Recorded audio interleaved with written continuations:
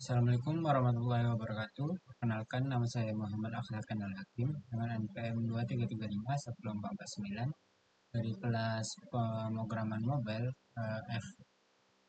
Di sini saya akan eh, belajar tentang membaca buku bab 9 yaitu dengan bertema List and Rendering atau bisa dibilang Invade Scroll Strategies. Di sini ada beberapa capaiannya, seperti menganalisis masalah performa, memori saat merender data dalam jumlah besar, terus ada memahami konsep, terus ada mengimplementasikan section list, terus ada mengoptimalkan performa scroll, terus ada juga menciptakan pengalaman pengguna UX.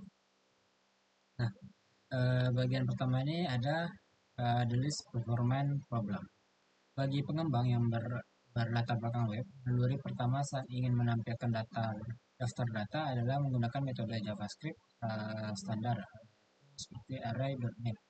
Di web, kita terbiasa menulis data.net dengan berisi item, div, terus isinya item.name dengan dibungkus div, dan browser akan merender semua tanpa banyak protes.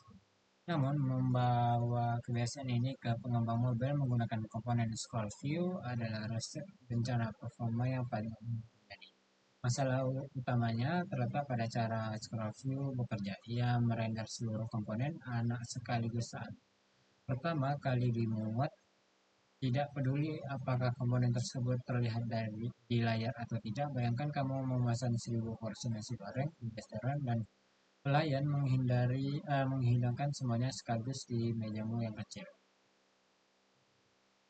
Dalam konteks perangkat keras mobil atau bisa dibilang seperti meja tersebut adalah RAM dan akses memori, dan komponen UI adalah nasi gorengnya yang memakan tempat. Jika kamu memiliki daftar kontak berisi 5.000 orang dan kamu merender semuanya dalam satu scroll view, aplikasi akan mencoba membuat 5.000 tampilan, view, dan teks secara bersama di memori ponsel dan spesifikasi rendah atau menengahkan akan menampung ribuan objek tersebut, bahkan di ponsel flagship terbaru. Selanjutnya kita akan membahas tentang Flatlist Architecture. Flatlist adalah komponen pahlawan di React Native yang dirancang khusus untuk menangani master data yang panjang bahkan hingga tak terhingga. Rahasia kekuatannya terletak pada teknik yang disebut virtualization atau windowing. Bayangkan kamu sedang melihat pemandangan dari jendela kereta api yang melaju cepat. Meskipun pemandangan di luar sana membentang ribuan kilometer, matamu hanya melihat selebar bingkai jendela tersebut. Fatlist bekerja dengan prinsip yang sama. Ia hanya merender item-item yang saat ini berada di dalam jendela atau di layar HP. Nah, ditambahkan sedikit buffer di atas dan bawahnya. Item yang berada jauh di luar layar tidak terrender sama sekali atau memorinya dikosong sementara. Mekanisme ini sering disebut sebagai view rescaling atau daur ulang tampilan, sebuah konsep yang dipinjam dari pengembang natif Android, Recycler View, dan iOS, UI Table View. Saat kamu mengulir layar ke bawah, item yang keluar dari layar bagian atas tidak dihancurkan begitu saja, melainkan dibersihkan datanya dan dipindahkan ke bawah untuk menampung data baru yang akan muncul.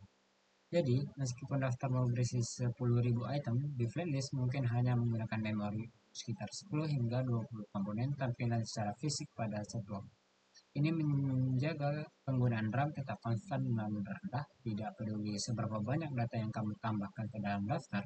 Efisiensi inilah yang memungkinkan aplikasi seperti Instagram atau Twitter tergulir selamanya tanpa mengurangi.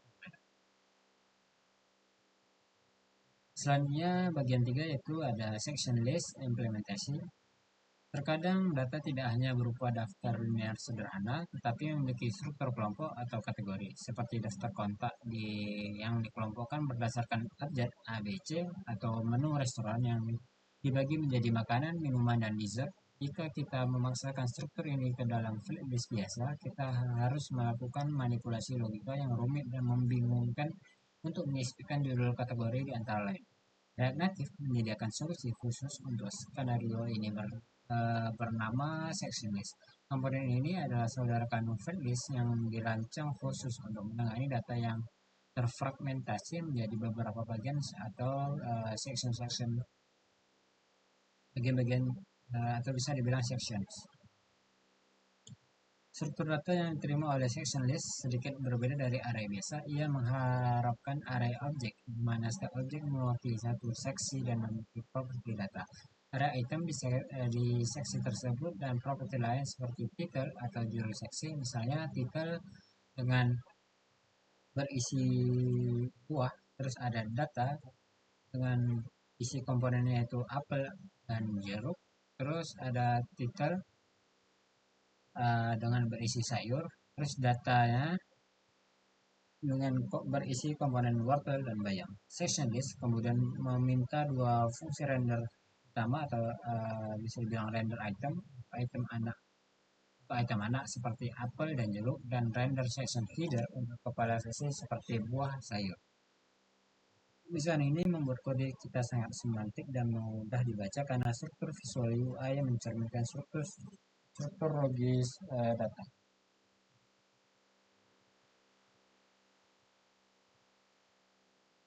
Terus bagian 4 ada optimization props.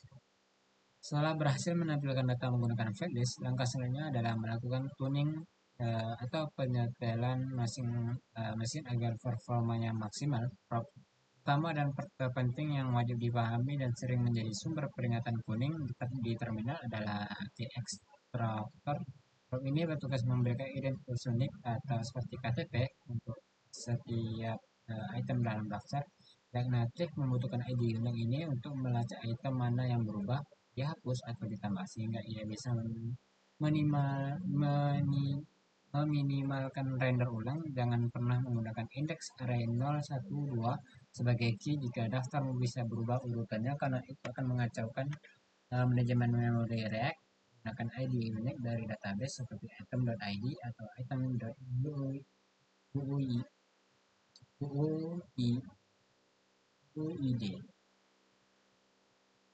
Prop optimasi vital berikutnya adalah initial num to render. Prop ini memberikan tahu Fedlist beberapa banyak item yang harus dirender pertama kali saat komponen dibuat sebelum pengguna memulai menggulir. Nilai defaultnya adalah 10 jika satu layer HP bisa membuat 5 item dan kamu mengaturnya ke 10 itu sudah cukup bagus. Namun jika kamu mengaturnya ke 100, aplikasi akan lambat terbuka atau slow startup karena sibuk merender 90 item yang tidak terlihat sebaliknya jika diatur ke satu, pengguna akan melihat ruang kosong di bawah item utama. Angka ajaibnya adalah beberapa banyak item yang muat di satu layar plus sedikit kan cadangan. Nyetel angka ini dengan tepat memberikan persepsi bahwa aplikasi sangat. Bagian kelima itu ada UX pattern for leads. Menampilkan data hanyalah separuh cerita, separuh lainnya adalah bagaimana pengguna berinteraksi dengan aliran data tersebut atau pola UX. Pertama, yang paling umum adalah pull to refresh, gestur menarik layar ke bawah untuk membuat data baru. Pola ini dipopulerkan oleh Twitter dan menjadi standar industri di React Native. Implementasikan sangat mudah menggunakan refresh control yang menerima komponen refresh control. Kita perlu mengolah stage refreshing atau bisa di dalam bidang boolean yang memberitahu indikator putar atau bisa dibilang spinner kapan harus muncul dan harus hilang. Logikanya sederhana, saat ditarik set atau refreshing dengan benar, panggil apinya. Terus tunggu data, setelah itu di set menggunakan refreshing sama dengan salah. UX ini memberikan kontrol kepada pengguna untuk memastikan bahwa mereka melihat data tersebut. Pola kedua yang lebih kompleks dari crucial adalah infinite scroll atau sering disebut lazy loading atau pagination. Konsepnya adalah jangan pernah mengambil 1000 data sekaligus dari server. Ambillah 20 data pertama atau dalam satu halaman. Saat pengguna mengulir sampai hampir bawah, ambil 20 data berikutnya di halaman kedua dan gabungkan ke daftar yang ada. Di filelist kita menggunakan prop on and reacts yang akan terpanggil otomatis saat pengguna mendekati akhir daftar. Kita juga mengatur all and react threshold, sebuah angka desimal misal 0,5 yang menentukan seberapa dekat di bawah 50% dari sisa konten. Fungsi itu harus dipanggil.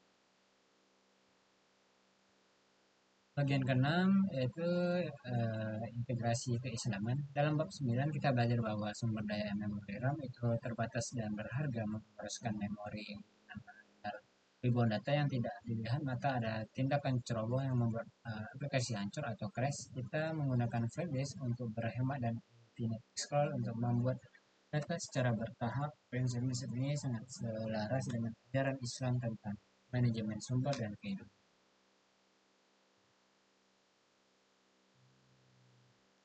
Mungkin sekian yang bisa saya sampaikan. Bila kurang saya mohon maaf. Wabillahi taufiq wal hidayah. Wassalamualaikum warahmatullahi wabarakatuh.